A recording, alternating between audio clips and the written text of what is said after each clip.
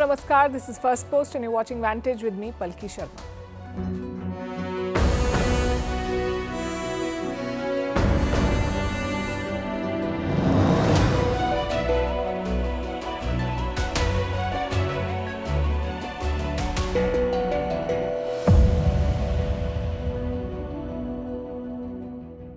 Donald Trump is on fire. He's making moves in Iran, Afghanistan and Pakistan, and they all affect India directly. Plus, he's still claiming credit for the ceasefire and New Delhi is still fact-checking him. We've lost count of how many times this has happened, so tonight we'll try to make sense of his words and actions. Meanwhile, he's had a phone conversation with Chinese President Xi Jinping, their first call in 3 months. We'll tell you what they discussed. In London, the government is preparing to recognize Palestine as a separate country. We'll tell you why this is significant. In the tech world, Nvidia pours $5 billion into Intel. Is it a lifeline or the first step in a takeover? And the big question for Apple fans, is orange really the new black? The iPhone 17 hits the shelves. In India, a millionaire spree is underway. We'll tell you what's driving the surge of wealth. France is back on the streets. Mass protests put President Macron on the spot. And the world has its first AI minister. That's right, a robot in politics. Also in focus, why Thailand and Cambodia are clashing again, and is the dodo coming back from extinction? All this and more lined up. The headlines first. Nepal's deposed Prime Minister speaks out for the first time since stepping down last Tuesday. KP Sharma Oli says he did not order the police to open fire on protesters. He calls for a probe into the violence which killed more than 70 people. Oli blamed infiltrators for the bloodshed during the protest last week. Iran withdraws a draft resolution to ban attacks on its nuclear facilities. Tehran cites US pressure for the last-minute change as the United Nations is nuclear watchdog. After Iran's 12-day war with Israel in June, it had submitted a resolution condemning the attacks, but now Tehran says it will not be put up for a vote. Russia's foreign minister will meet his US counterpart next week on the sidelines of the United Nations General Assembly. Moscow says there is no specific agenda for the meeting between Sergei Lavrov and Marco Rubio. In recent weeks, Donald Trump has expressed his frustration at Russia for not having struck a deal to end the war in Ukraine. At least 75 people have been killed in a drone strike in the Sudan. The paramilitary rapid support forces carried out this attack that hit a mosque at a camp for displaced people. The strike comes amid the RSF's attempt to capture Darfur's last army-held city. This would give the group full territorial control over the region. And India and Pakistan to clash again in the Asia Cup on Sunday. It will be in the Super 4 encounter in Dubai. This comes a week after their last match, which was overshadowed by a handshake row. India won that match by 7 wickets.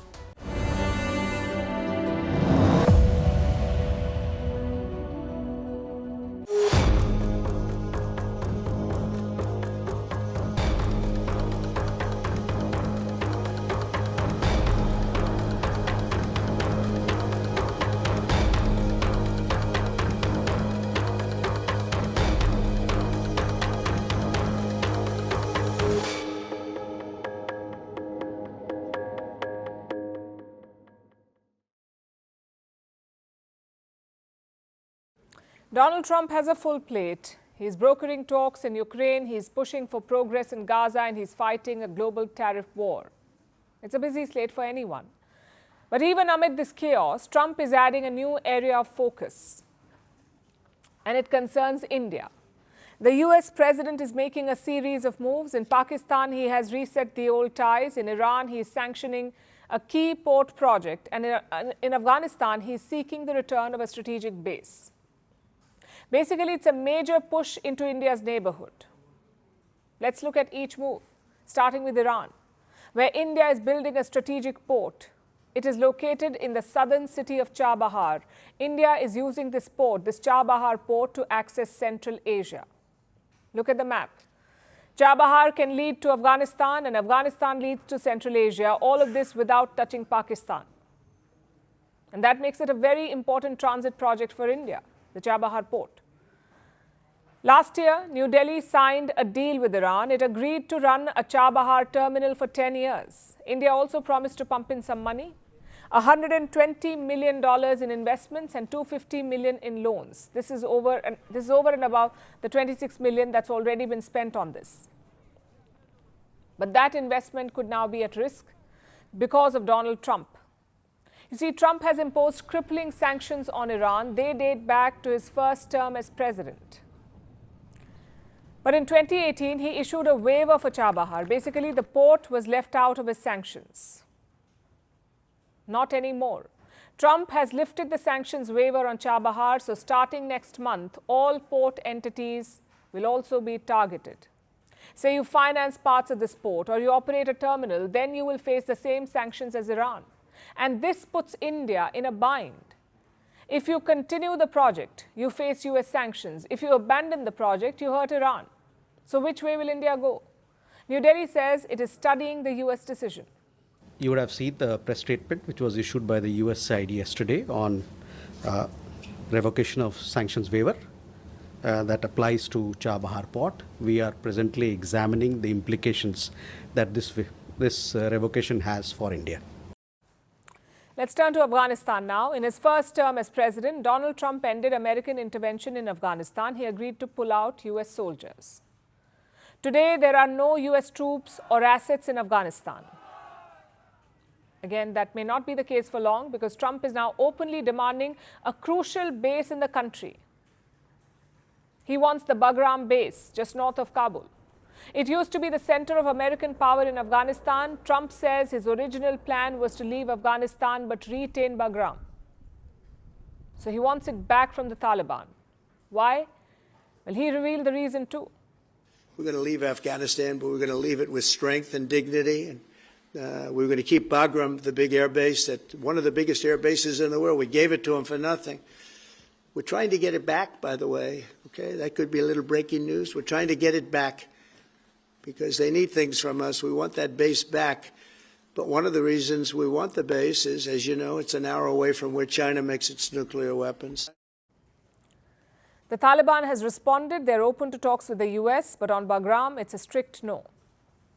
They do not want any more foreign troops on Afghan soil. Then you have Pakistan, a long-standing ally of the US. Trump has reset ties with Islamabad. After coming to office, he also approved a military package for them. In Bangladesh, the US military has become a regular guest. They have staged 3 drills in less than 60 days. Which brings us to India. Trump's India policy remains the same. On one hand, impose steep tariffs on Indian goods. On the other, sweet-talk the leadership. And he did the same yesterday. Listen to what he said. As you know, I'm very close to India. I'm very close to the Prime Minister of India. I spoke to him the other day, wished him a happy birthday. We have a very good relationship. He put out a beautiful statement, too. But I said, I sanctioned them. He says he sanctioned India. Well, technically, he hasn't. He has only imposed secondary tariffs on India. But the word sanction is a big taboo in India. We faced the brunt of Western sanctions in the last century. It's a word that brings back a lot of anger. Not that Trump may care. He continues to dismiss India's concerns and sensitivities. Consider his remarks on Operation Sindoor, the latest ones. Everyone knows what happened. Indian missiles brought Pakistan to its knees, so Islamabad reached out for a ceasefire, but Trump is spinning his own tail. He has once again claimed that he mediated the truce. We did 7, and most of them were not thought to be settleable. We did India and we did Pakistan. That's 2 nuclear. That was purely for trade. You want to trade with us, you're going to have to get along. And they were going at it hot and heavy. So India clarified again. It has repeatedly pushed back against Trump's claims, and it did so again today. New Delhi said there was no role for a third party between India and Pakistan. जहाँ तक third party की बात है, इसके बारे में हम लोगों ने बड़ा स्पष्ट रूप से पहले भी कहा है और आज भी कहेंगे कि जो द्विपक्षीय मुद्दे हैं भारत और पाकिस्तान के बीच में, इसमें थर्ड पार्टी का कोई रोल नहीं है. तो उसको फिर से मैं एक बार रेखांकित करना चाहता हूँ और स्पष्ट कर देना चाहता हूँ. There is absolutely no role for third party mediation in India Pakistan issues. Which brings us to the broader question. Why is Trump so interested in India's neighbourhood? He's targeting Indian interests in Iran, he's seeking a military presence in Afghanistan, and he's resetting ties with Pakistan. The question is why? Obviously, there is a China angle. Trump himself admitted that yesterday. He said he wants Bagram to keep tabs on a Chinese testing site. Same in Pakistan. He clearly wants to blunt Chinese influence in Pakistan, but in the process, he's hurting his ties with India. Does this represent a bigger pivot in Washington's approach? Until now, India was the cornerstone of America's China policy. Their leaders openly admitted it. They pitched India as a counterweight to China. Of course, New Delhi was not interested. India refused to become a pawn for US leaders. Is that why Trump is looking at Pakistan, Afghanistan and Iran to weaken China's grip on Asia? The fact is, we can't be sure. But here's what we can say. Trump's interest in South Asia is bad news, especially right now. This whole region is going through a churn. In recent years, governments have fallen in Sri Lanka, Bangladesh and Nepal. The last thing we need is American intervention. Let's see how India navigates this challenge.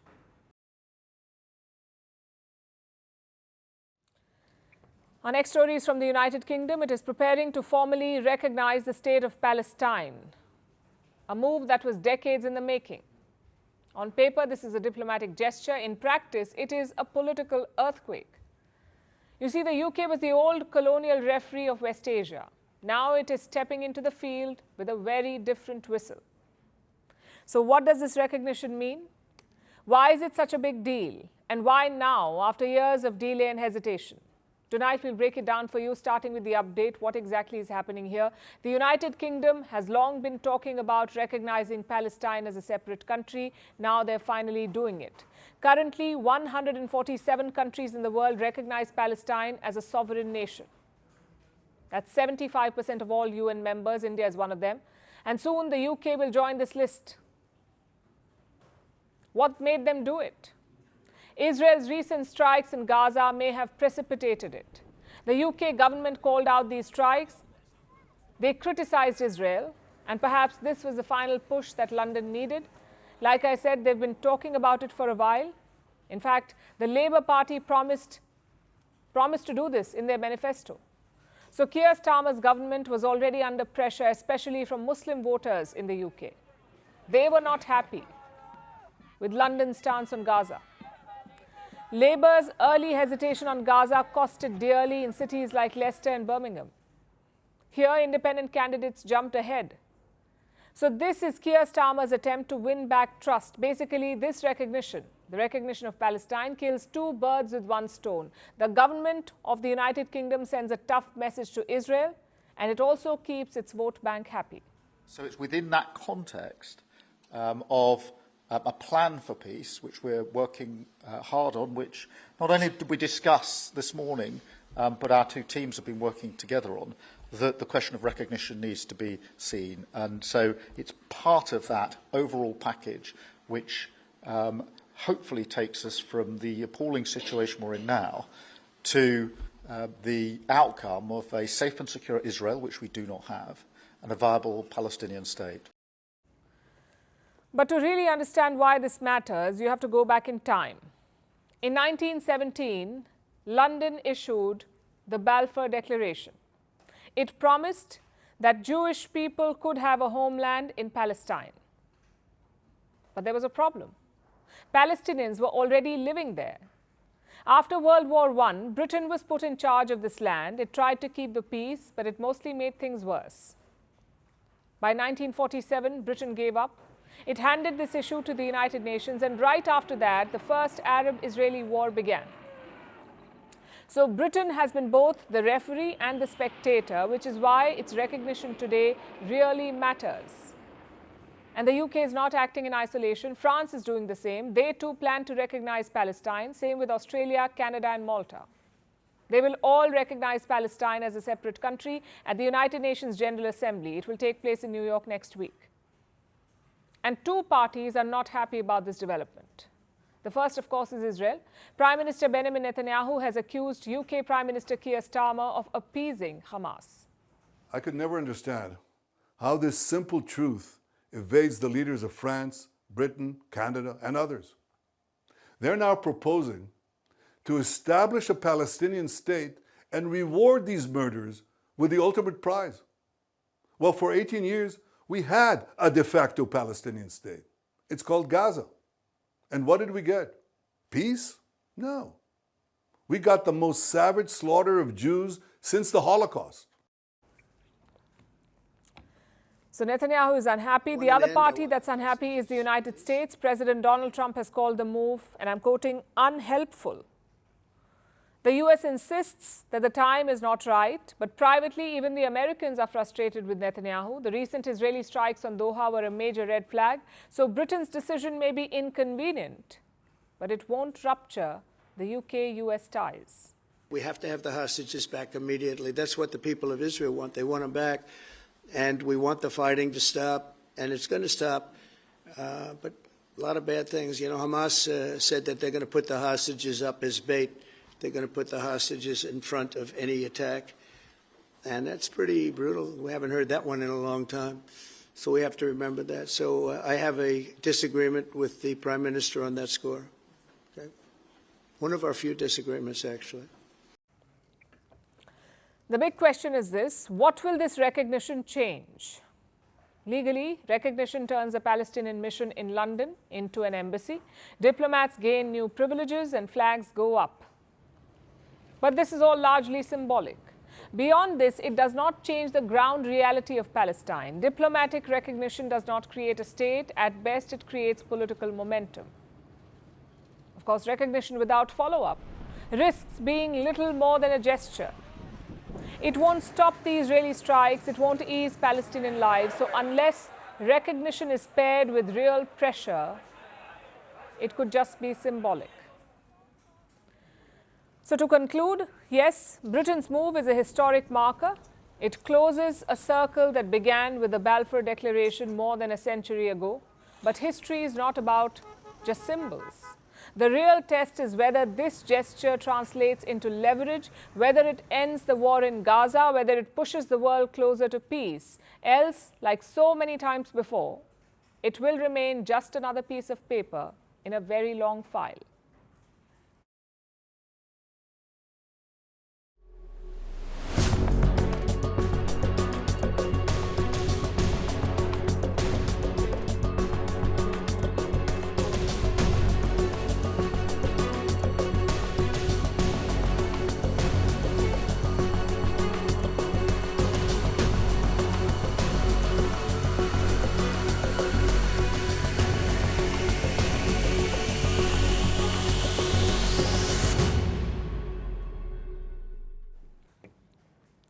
The year was 2005. Intel's then CEO made a bold pitch to the board, a pitch to acquire NVIDIA. Graphic chips that might revolutionize data centers. But the board did not agree. They did not agree with the steep price tag. So Intel passed the opportunity. 2 decades later, the tables have turned. Today, NVIDIA is worth $4 trillion and it is writing Intel a $5 billion check. NVIDIA has bought a $5 billion stake in Intel. The result is this: Intel stock soared 23% in a single day. Its biggest leap since 1984. For a company that is struggling, this kind of bump feels like oxygen after drowning. But here's the question on everyone's mind. Is this the start of Intel's comeback story, or is this just a temporary high? Let's look at their journey. Once upon a time, Intel was the chip maker. Its name defined Silicon Valley. The Intel Inside sticker was on almost every PC, every personal computer. Its engineers set the standard for cutting-edge processors. For decades, Intel dictated the pace of innovation, and then it stumbled. First, Intel missed the smartphone wave. Then Intel was slow to bet on artificial intelligence. NVIDIA had bet early on GPUs, graphic processing units, for artificial intelligence. But Intel kept doubling down on the same things that it was doing. So it missed the AI race. By the time Intel realized this, it was no longer in the driver's seat. Others like NVIDIA were far ahead. So Intel was left playing catch-up. Which brings us to the latest deal, the NVIDIA-Intel deal. NVIDIA needs Intel's crown jewel.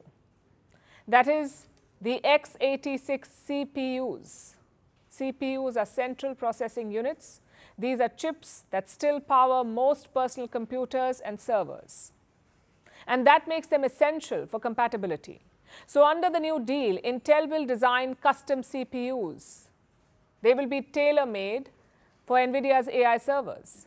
NVIDIA will integrate those CPUs with its GPUs, its graphic processing units. This will create supercharged systems for data centers. So NVIDIA gets better access to markets and Intel gets to stay in the game. It's a win-win for both. And there is a political subplot to this too. The US government recently took a 10% stake in Intel. So technically, the government is the biggest winner here. Washington had invested $9 billion in Intel. That investment is now worth almost $14 billion.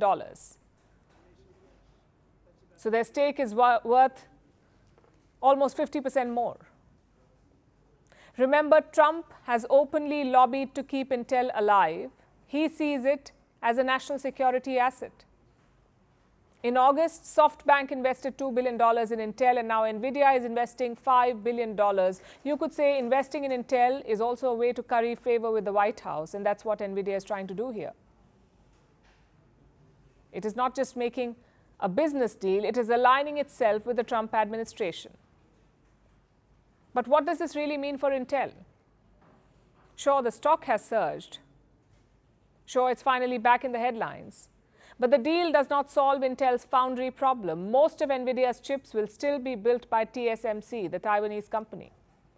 This deal does not magically erase Intel's manufacturing delays or losses. At best, it buys them time. At worst, it risks making Intel a junior partner in its own industry. Think of it this way. Intel used to be the star batter in the team. Now it's the water boy, grateful to be on the field at all. Some reports suggest this could be step one towards Intel being acquired, or even for the company to be broken up. Of course, at this stage, this is all speculation, but the recent acquisitions do show a loss of control.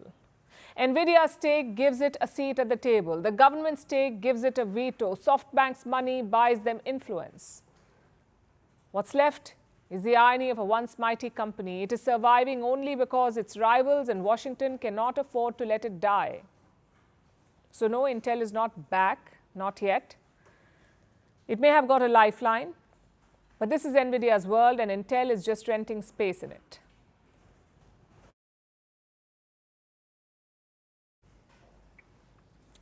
Apple launches stopped being about phones a long time ago. They're now global carnivals, and we saw one play out today. The new iPhone, the iPhone 17 and its many variants went on sale. This debut was as dramatic as the previous ones. There were midnight campers, fights in shopping malls, and even a few sick day excuses that HR departments did not buy.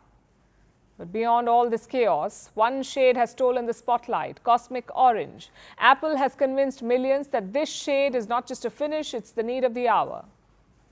Yes, orange is truly the new black. Our next report has more. At 8 p.m. sharp in China, pre-orders went live. Within 1 minute, JD.com reported sales surpassing the entire first-day tally of last year's iPhone 16. That's not good start territory. That's K-pop concert tickets in Seoul territory. The base iPhone 17 was the darling of the crowd, with the Pro Max vanishing from Shanghai pickup slots in just 20 minutes. If you woke up Saturday morning in Guangzhou hoping to casually stroll in and grab one, sorry, your delivery estimate already reads mid-October. But India, of course, has become Apple's hottest growth story. Pre-bookings jumped 30 to 40% higher than the iPhone 16 launch last year. By 8 a.m., Apple's 4 stores in Mumbai, Delhi, Bengaluru, and Pune looked less like retail outlets and more like stadium gates on match day. In Delhi, queues spiraled across 2 floors. Some buyers confessed they'd been camped out since 1 a.m. A few admitted they'd called in sick to work.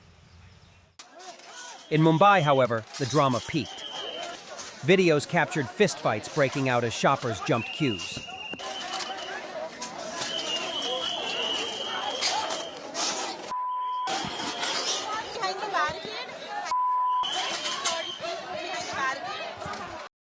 In India, the iPhone 17 is retailing for 82,900 rupees. The iPhone Air for 1,19,900 rupees. And the iPhone 17 Pro Max will cost you 1,49,900 rupees. And yet, Indians are lining up overnight, wallets in hand. Rent, EMI, or that Goa trip your friends keep planning? All can wait, because Apple has dropped a new device. But this year, it isn't just the phones themselves causing the chaos. It's one particular color. Looks like orange is truly the new black. Apple's cosmic orange iPhone 17 Pro Max is the star of the show. Pre-orders for it disappeared instantly. In Vietnam, delivery timelines are weeks longer than other colors. In India, the orange model went on backorder almost instantly. And the people who did manage to snag one, they're treating it less like a phone and more like a trophy. The frenzy becomes even stranger when you remember this. The iPhone 17 isn't a revolution. There's no mind-bending new feature, no life-changing innovation. Apple hasn't dropped a wow moment since Face ID or AirPods. And yet, people are still queuing overnight, still fighting in Mumbai malls, still paying more than a month's rent for most for a slab of glass and aluminum. Why? Because Apple sells more than a phone. It sells bragging rights. Owning the latest iPhone isn't just about technology. It's about belonging to a global club, of being part of the Apple story. Analysts estimate that India could ship over 5 million iPhones this quarter alone. Globally, the iPhone 17 launch is pacing ahead of last year. So, in fashion, orange is the new black is a cliché. In iPhone land, it's suddenly gospel. Apple has taught us that a subtle shift in shade can spark stampedes. And maybe that's the real lesson here. Apple isn't just selling phones, it's selling desire, dressed up this year in an orange hue. So if you see someone flashing an orange iPhone 17 Pro Max, don't ask about the camera specs. Don't ask about the processor. Just ask the only question that matters. How long did you wait in line?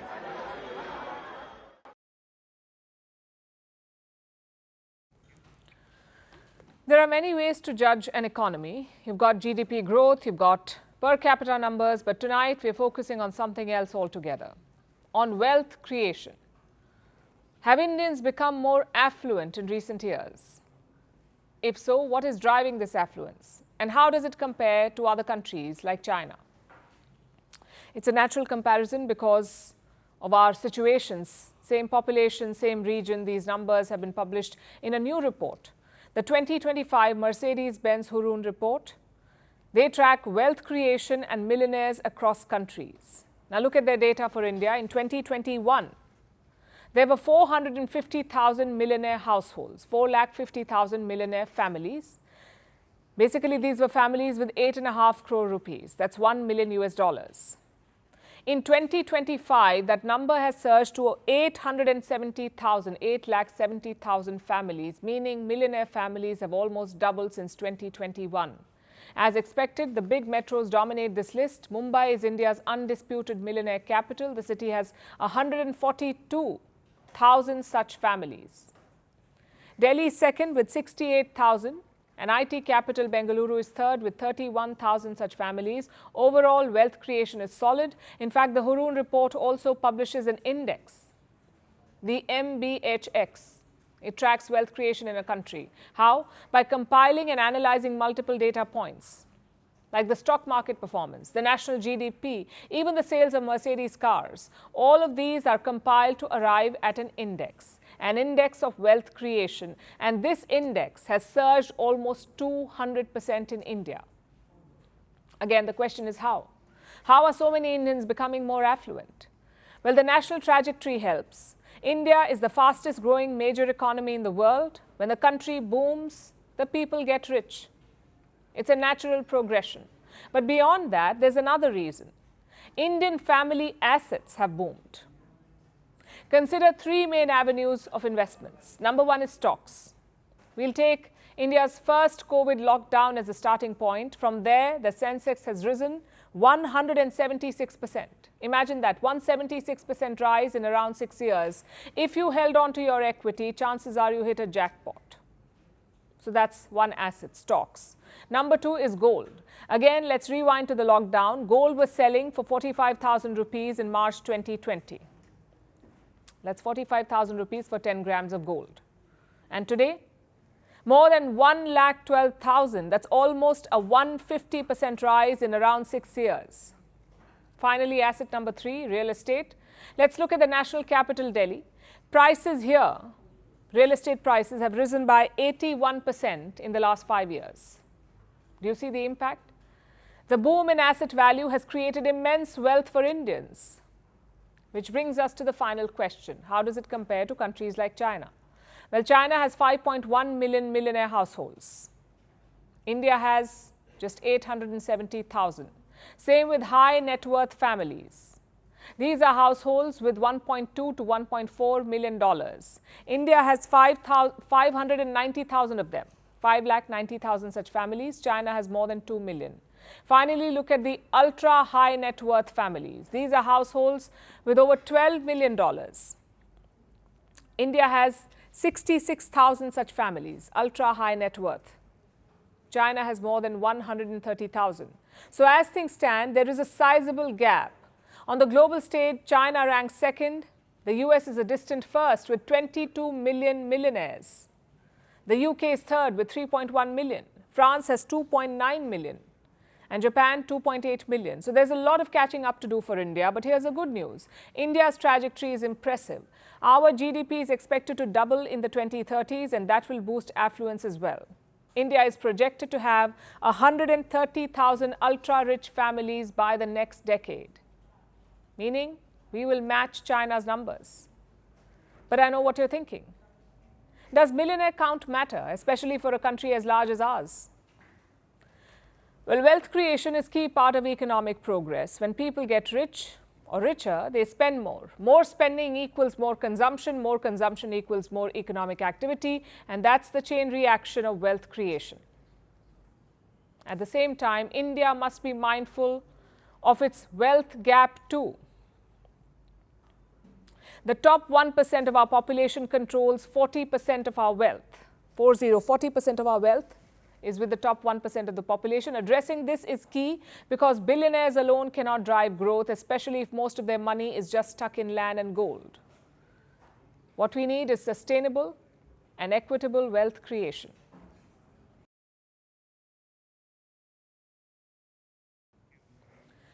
Now let's talk about the Trump-Xi phone call.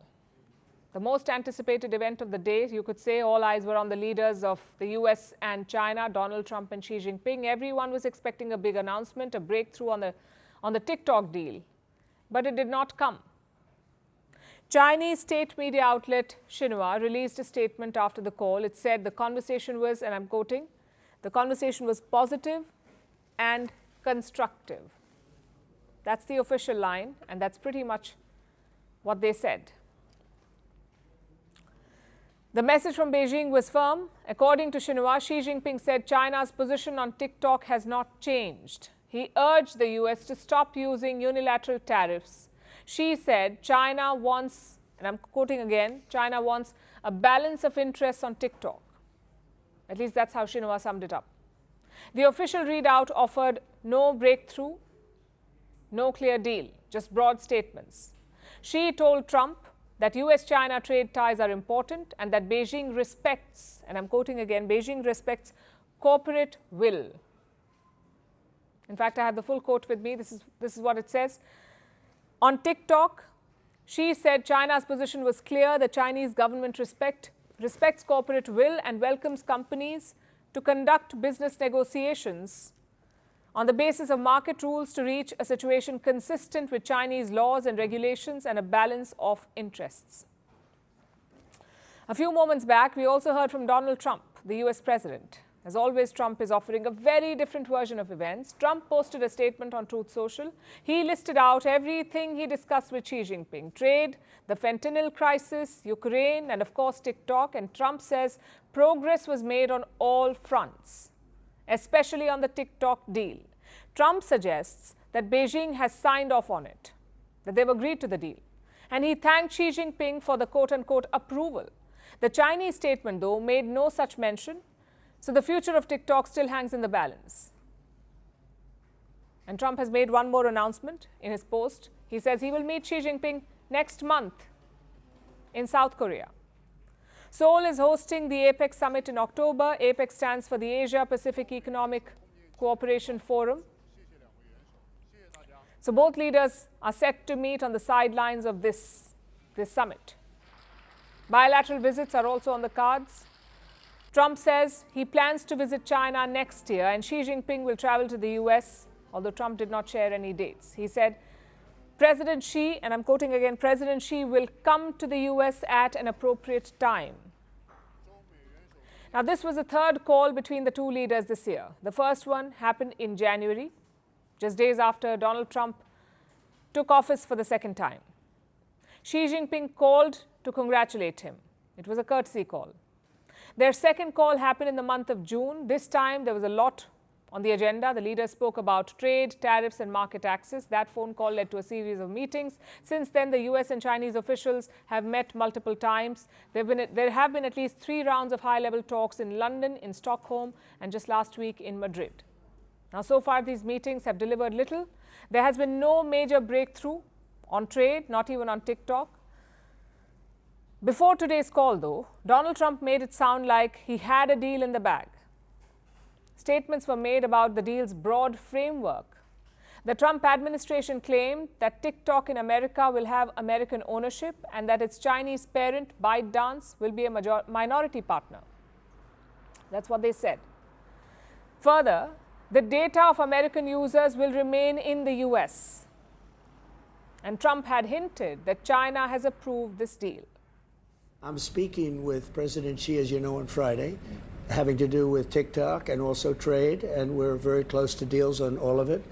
And my relationship with China is very good. You know, we have a trade deal with them. We had a very good meeting the other day, and it sounds like they've approved TikTok, and TikTok is a tremendous amount of money for the United States. Well, that's what he said before the call, but clearly that's not how it's played out. Both sides have called the phone call positive. But their statements only show how far apart they are in their takeaways. And Trump clearly has his work cut out before he meets Xi Jinping next month.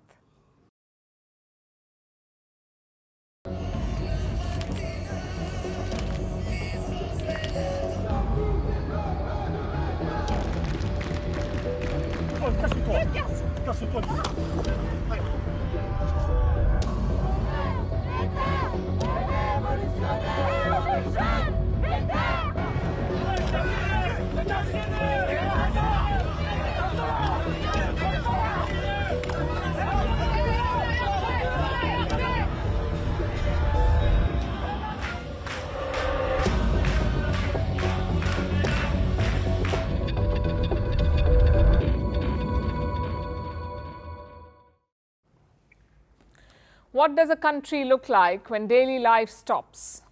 We saw the answer this week in France yet again, where trains stood still, schools emptied out, pharmacies closed, hospital staff walked off the job.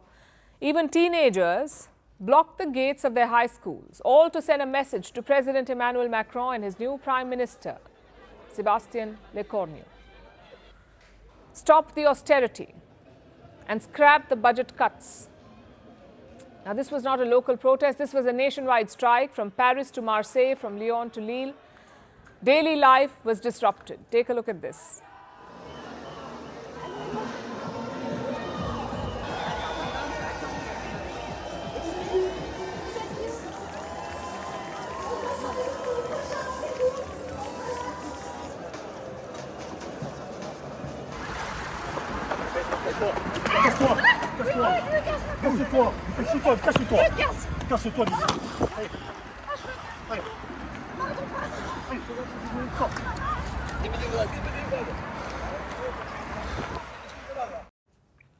So why are people in France so angry? Because France has a big problem with debt. It means their government has spent more than it earned, so it is under a pile of debt, and now it has to find ways to pay that money back. Now, to give you some perspective, last year the deficit was almost double the EU's limit. Deficit is the gap between earnings and spending. The EU limit is 3% of GDP. For France, this figure was 5.8% of their GDP. Clearly, that's a problem. That's how big their debt is. To deal with it, the government decided to cut spending. This is what they call austerity. It means living within your means and spending less on public services. This decision cost the Prime Minister his job. We are talking about François Bayrou. He was Prime Minister until last month. He proposed cuts worth 44 billion euros. That's about 55 billion US dollars. His plan included freezing pensions. That's the money that people get after they retire. He also wanted to remove 2 public holidays, 2. That would mean 2 extra days of work for the people. But they wanted none of it. This plan made the people of France very angry. The first casualty was the Prime Minister himself. He lost a trust vote in Parliament. He had to resign. So President Macron picked a new Prime Minister, a man called Sébastien Lecornu. He is young, he is close to Macron, and he is being presented as a fresh start. Just one problem, though. The people of France do not seem to be convinced. To them, he looks like more of the same. And this has made them angrier. Their protests show their frustration. A mock guillotine was pushed through Paris. A guillotine is a machine from the French Revolution. It was used to execute leaders. Here, it was used as a symbol. Union flags filled the streets. In Marseille, people sang Bella Ciao. It is an old song against fascism. Students chained the gates of their schools. Some held signs that said, tax the rich, and others said that Macron must resign. The government needs to understand that we are fed up with austerity, that there are real measures that need to be taken to save France. But these aren't the ones that need to be taken against workers. These are measures that need to be taken at the government level and the savings that need to be made. This was the feeling across France. People said they were tired of paying the price. The government responded with force at some places. 80,000 police and paramilitary officials were deployed. There were armored vehicles, drones and water cannons. The police even used tear gas in Paris, also in Lyon and Nantes. Hundreds were arrested, but the protests kept going. French unions said that about 1 million people had joined. The government said it was just over half of that. Whatever the number, the crowds looked very big. It was one of the biggest protests since the 2023 pension reforms. And the timing is worth noting. President Macron has less than 2 years left in office. His approval ratings are low. His parliament is hung. No party has a majority. And that means it is hard to pass any budget. This impasse makes the streets more powerful. The Prime Minister is trying to offer concessions. He has promised to end lifetime privileges for former Prime Ministers. He has also scrapped the plan to remove 2 public holidays. But the unions call this window dressing. They say the whole budget has to be changed. And they have set a deadline, September 24th. They want a clear answer from the government by then. If not, they say there will be more strikes and more protests. The ball is now in the Prime Minister's court. If by September 24th he has not responded to their demands, the trade unions will meet to quickly decide on a new day of strike action and demonstrations. So step back and look at the bigger picture. The protests were about money, yes, but they were also about fairness. A government trying to cut spending, a public that felt they had nothing left to give, and a political system struggling to bring both sides together. But above all, these protests were about power. Power in parliament and power on the streets. Right now, the streets are louder, and they have put the government on notice. Now let's talk about artificial intelligence. It is swallowing many jobs whole. It is upending industries the world over, and now it is even entering the corridors of power. I'm talking about Albania. They have appointed an AI minister, and no, this is not a minister for artificial intelligence. In a world first, this is a cabinet minister that is literally an AI bot. So how does this work? What is the purpose of the so-called AI minister, and is this a legitimate role? Also, are there other countries trying to join this club? Here's a report. For most government leaders, being called inhuman or heartless is definitely a jibe. But in the case of Albania, it could just be a fact. Because in a world first, This Balkan nation has just appointed an AI minister. I am not here to replace people, but to assist them. Truly, I do not have citizenship, nor do I have any personal ambition or interests. I only have data, a thirst for knowledge, and algorithms dedicated to serving citizens impartially, transparently, and tirelessly. In the avatar of a woman, dressed in traditional Albanian clothing, this virtual minister is made of pixels and code. It is powered by artificial intelligence, and its name is Diela, meaning sunshine in Albanian.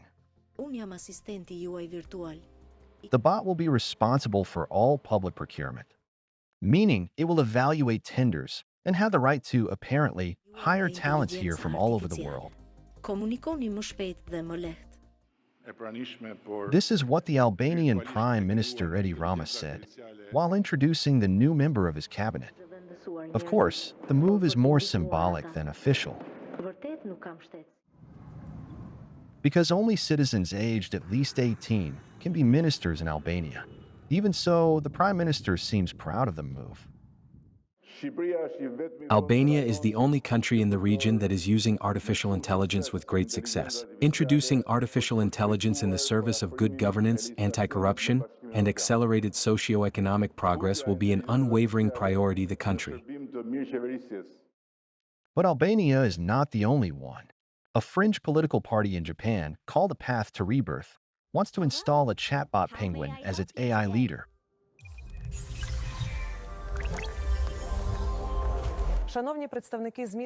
Last year, Ukraine presented an AI-generated spokesperson called Victoria, who makes official statements on behalf of its foreign ministry. My name is Victoria Shi. I am a digital person, meaning the text you hear has not been read by a real person. Artificial intelligence did it. Last year, a mayoral candidate in the U.S. put his AI chatbot on the ballot. The model ran on ChatGPT, so its owner OpenAI cut his access to the software, while officials issued a reminder that an AI bot is not a qualified elector. But why are people suddenly obsessed with bringing AI into politics? Isn't this precisely the spirit of constitutional democracy, exercising power in the service of everyone, free from bias, discrimination, client bias, nepotism, or corruption? At least, that's what many believe. The advantages are obvious.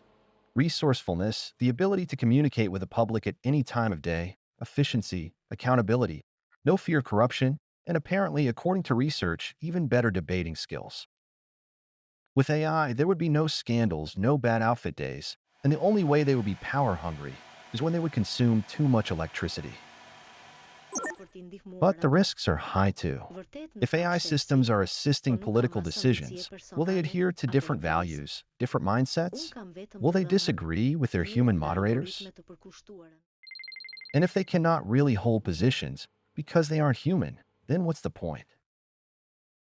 We live in a world where fake AI calls impersonate world leaders, where AI is used to spread misinformation and abuse, where AI develops rapidly as the governments scramble to regulate it.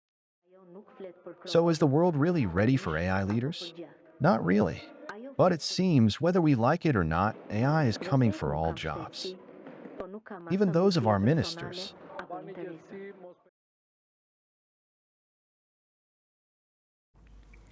Our next story takes us to Southeast Asia, to the dispute between Thailand and Cambodia. The two countries share a long and troubled border. It is a place where old maps still cause new clashes, where temples, land and homes are all disputed, and even when there's a ceasefire, peace remains fragile. This week, that fragility was on display. Thai forces fired tear gas and rubber bullets. Cambodian villagers ran for cover, and this time it all began with a fence. Let me explain. Thai troops were laying barbed wire along the border, and this triggered a protest. Some 200 Cambodians are said to have gathered there because for them the barbed wire was not just a barrier, it was a symbol of the land they fear losing. So they protested, and what began as a protest quickly turned into a standoff. We have videos of how it played out. They show villagers pushing at the barriers, Thai police moving forward with shields, villagers throwing rocks at them, some even waving sticks. Thai forces responded with tear gas, then they fired rubber bullets. They also used loudspeakers to blast high-pitched sounds. So things escalated fast. Cambodia says at least 23 people were hurt. This includes civilians, a soldier and a monk. Some other reports put the number closer to 30. And what does Thailand say? Well, they have confirmed that their forces were also hurt, but they've not given a number. Either way, both sides walked away with injuries, and the matter has now reached the United Nations. Cambodia's Prime Minister has written a letter to the UN. His name is Hun Manet. He said Thai troops have widened the conflict zone. He claimed Cambodian families were forcibly evicted. 25 families, he said, were already locked out of their homes, and hundreds more could be next. He's also appealed to the ASEAN. He has asked the bloc to press Thailand to stop using force against civilians. Now, ASEAN, as you would know, is a regional group of Southeast Asia. It has 10 members, and its current chair is Malaysia. So Cambodia called on Malaysia to urge Thailand to halt the planned evictions. And what is Thailand's response? Well, it has denied these claims. It says Cambodian villagers were illegally occupying land.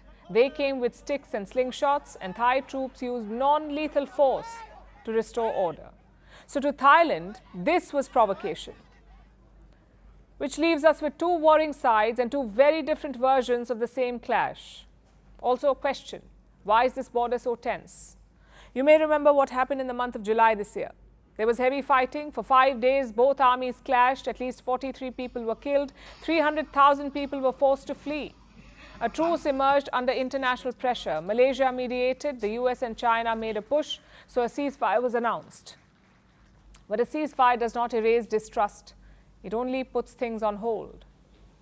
And this has been the story for decades, because this dispute is more than a century old.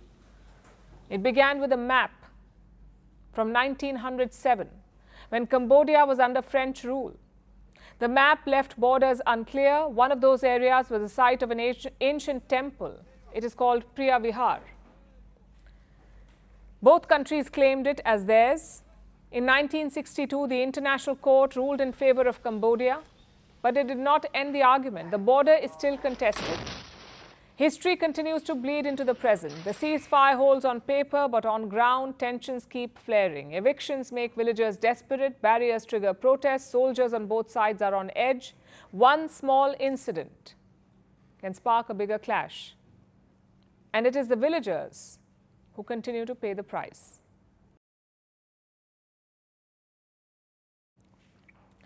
$5 billion. That's how many species have existed on Earth since the beginning of time. But can you guess how many have vanished? 99.9% of them. They have gone extinct. And they all have a poster child, the dodo, the giant flightless bird that once lived in the forests of Mauritius. It became extinct about 400 years ago. But soon that could change. The dodo could walk the earth again. Scientists say they have taken a major step towards bringing this bird back. So is this really true? Or is the resurrection dream doomed to be as dead as a dodo? Here's a report. If you ever want to look at the human race's ability to destroy things, just look at the dodo. Wait, you can't, because the bird is extinct, thanks to humans. Dodos were giant, flightless, largely defenseless, fruit-eating birds. They once lived in the forests of Mauritius. They lived without predators, until humans started killing them. The first encounter with dodos was made by Dutch sailors on the island in 1598. A century later, they were extinct. In fact, dodos became the poster child for extinction. But soon, thousands of dodos could walk the earth. They could again populate their former home, Mauritius. At least, that's what an American biotechnology company, Colossal Biosciences, is claiming. Apart from raising about $600 million since its launch, 4 years ago, the company has made a range of splashy headlines, from using mammoth DNA to create a woolly mouse, and even supposedly bringing back the dire wolves that died out about 13,000 years ago. And now, they claim to have hit another milestone. This time, it is a breakthrough in their quest to resurrect the dodo. The company has cultured specialized cells, meaning they have grown certain cells under controlled conditions. They have cultured the cells from the common pigeon. They now plan to use this technique to culture cells from the Nicobar pigeon, which is the dodo's closest living relative. They are calling this a pivotal step, which puts the company a few years away from its long-term goal of creating a living approximation of the dodo. They hope that the creation is indistinguishable from its extinct forerunner. Even if the company succeeds, even if the dodo does come back to life, will the organism really look and behave like the dodo? The bird went extinct about 400 years ago, so we don't have the complete picture to begin with. The last reliable dodo sighting came from a Dutch sailor, who described it as a kind of very big goose in the 17th century. That's nearly not enough information to go on. But the critics aren't so sure. Plus, today's world is very different from what it looked like when dodos walked the earth. So scientists know little about what diseases they could catch, or how they would reproduce. After all, genetic engineering is a nascent field, and cloned animals still go through a range of problems, such as organ defects, premature aging, immune system issues, and the living animals who are used as surrogates often go through unnecessary pain, and even death. And this is not all. About 2 million species on Earth are currently at risk of extinction. This includes animals and plants, threatened by habitat loss, rising temperatures, pollution, invasive species, and hunting. The current extinction rate is hundreds of times faster than the historic norm. And this is not only affecting the endangered species, but also us, humans. So while companies try to resurrect lost relics, spend millions of dollars doing it, and regularly fail, wouldn't it be better to focus on aiding the species that are threatened today instead? But that doesn't sound very headline-grabbing, now, does it?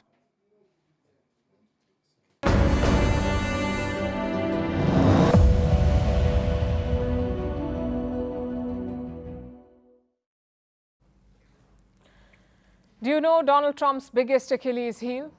Names. Names of people, names of things, and especially names of countries.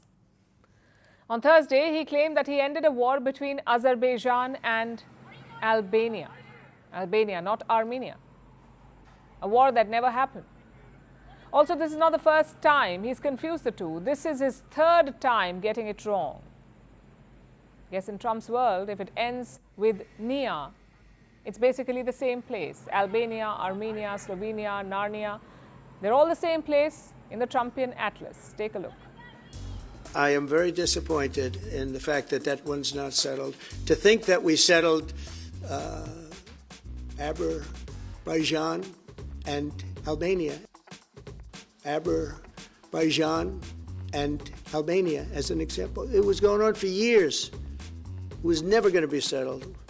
I solved wars that was unsolvable. Azerbaijan and Albania. To think that we settled Azerbaijan and Albania.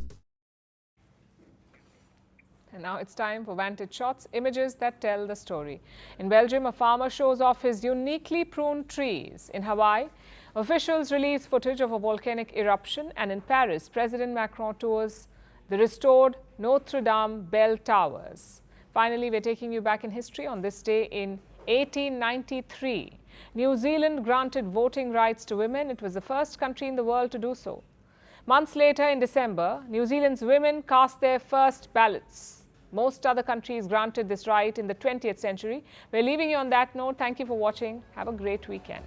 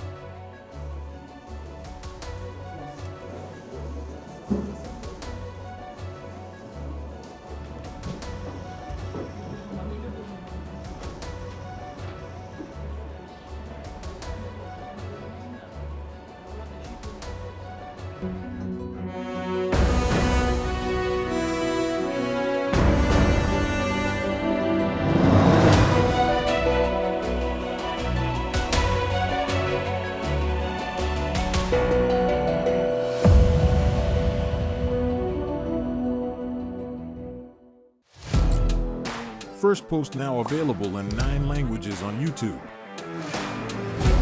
English, Stands at $36 trillion. French, Le FMI, comme German, Geschäftsführenden Direktor, Hindi, $30 trillion ka karj mo. Indonesian, Pemerintah tanpa pemeriksaan. Italian, Sekali radikali. Japanese, $4 兆ドル以上も. Portuguese, Por causa do próprio balanço patrimonial. Spanish. Beautiful bill. Go to Settings, click on Audio Track and select a language of your choice. Be the first to know what's happening around you in your first language. Firstpost.